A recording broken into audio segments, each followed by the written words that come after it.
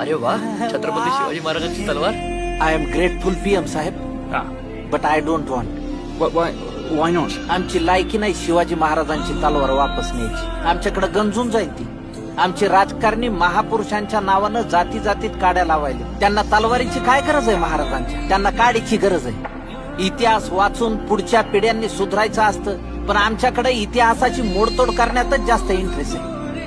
आमच्या महाराजांनी 18 पगड जाती जमातीचे मावळे एकत्र घेऊन स्वराज्य उभं केलंय. पण आजकाल आमची राजकारणी छत्रपती शिवाजी महाराजांचा वापर स्वतःच्या सोयीनुसार करून तुंबड्या भरायला.